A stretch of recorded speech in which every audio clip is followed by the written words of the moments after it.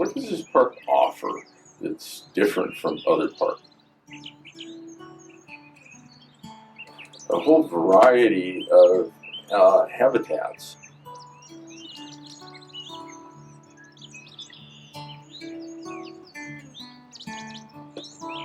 There's a lot of stuff going on there in nature that we have no control over, but we need to just provide a space for it to happen, and it will happen.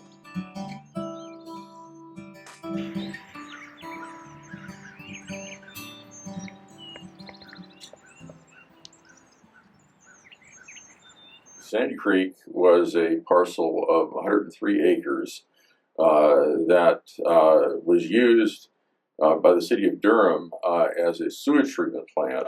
With the passage of the Clean Water Act, it was closed. Late 1980s, a group of citizens in Durham started to worry about the future of New Hope Creek. We persuaded the city and county of Durham, the town council of Chapel Hill, and Orange County to kick in some money. They hired as a consultant a man named Ken Coulter. This land, Ken Coulter and other members of the committee managed to persuade the city to create Nature Park and Nature Education Center.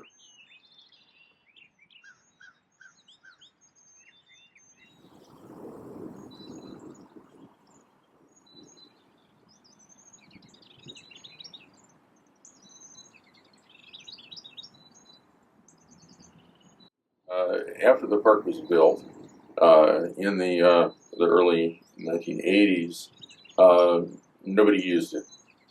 And you have a park that nobody uses, it becomes a magnet for crime and mischief of all sorts.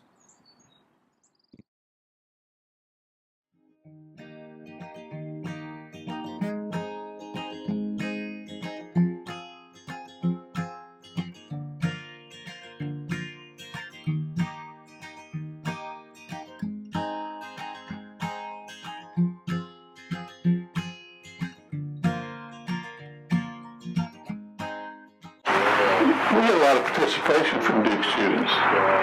They volunteer. The law school, the med school come down here and help us. Everything you see here, except the buildings, all the plantings, swaying the bridge, everything's done by volunteers.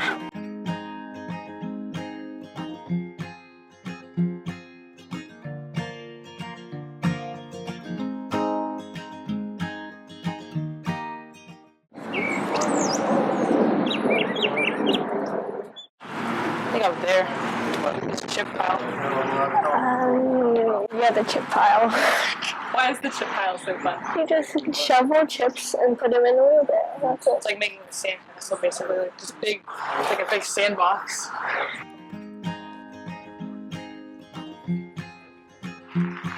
Well, the thing that I like about it is it's all natural. I don't get me wrong, I don't have anything against children coming out here and playing. And the pet lovers like it because there are not a lot of slides and stuff like that to interfere with the people walking their dogs and letting their dogs go and just enjoy. So Frank, how often do you come to this park? Twice a day. Do you bring your dogs both times? Yes. There's a lot of space here, a lot of open sky. What do your dogs love most about the park? What do they love most about it? That trail right over there, what we call the service road. They find everything up there. It has a very diverse wildlife. That's one of the first things that attracted me to this place. I mean, growing up in Massachusetts, I rarely saw red-tailed hawks or deer more than one at a time every 2 years. But here there's everything, including my new favorite, the great blue heron. A lot of them here.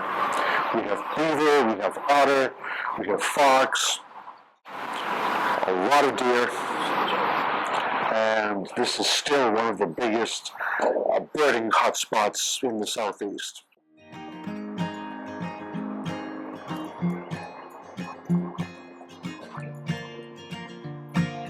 Thank you so much.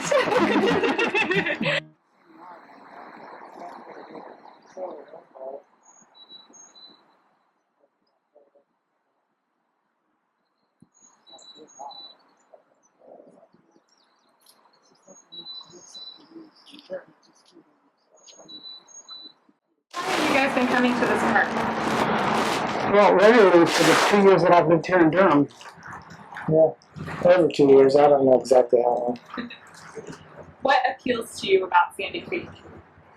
It's got good habitat for birds, lakes, streams, open areas, a lot of different habitat. Yeah. How many kinds of birds do you see here on a daily basis? The last couple of days I've been seeing about 31, 32 species a day. Is that pretty good? Well, that's visually and also hearing too. I don't see them all, but about 32 species a day. You saw an immature golden eagle just there. There you go. Soar overhead.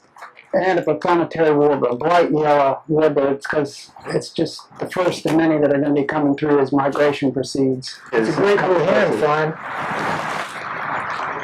in the sky, just above. There it is, above the trees. You'll never get it. It's got a nest over there, on the top. You don't think of a huge wading bird living high up in the trees, but you can top over there and see its nest.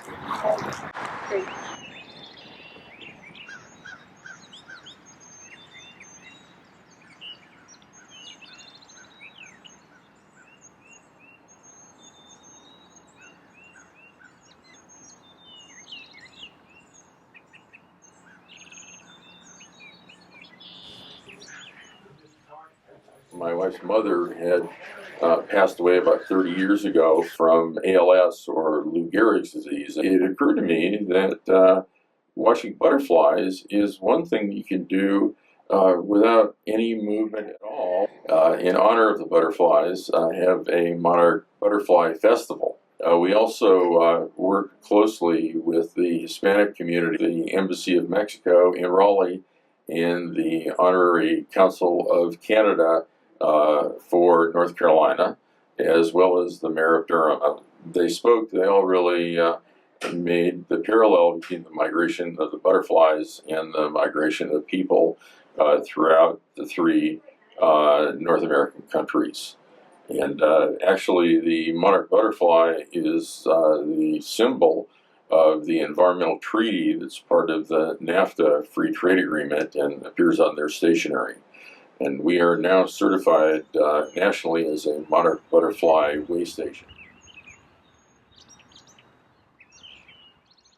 Past few years, we've had a large population migrate, hatch, and just flood the place. But that's always an exciting time here. I love the monarchs.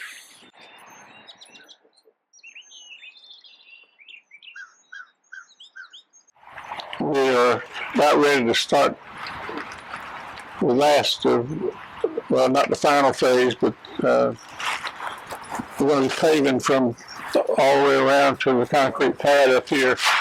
We raised the $30,000 we need to do that, and we've got to raise a little bit more money to finish it. It'll go all the way to the street. We'll have some handicap parking, and it'll all be ADA accessible, so it can be used for wheelchairs and this type of thing.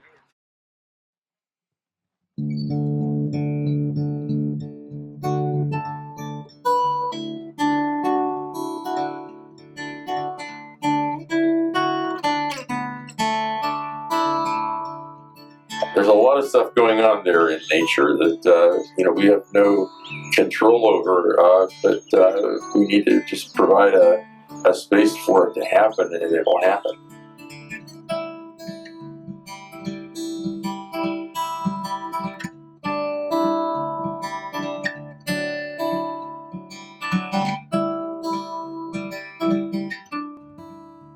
What do you like about it here? I just like nature a lot, and I like animals. Like I've seen those very few times. I like them. How do you feel when you're out in nature? Happy? Yeah.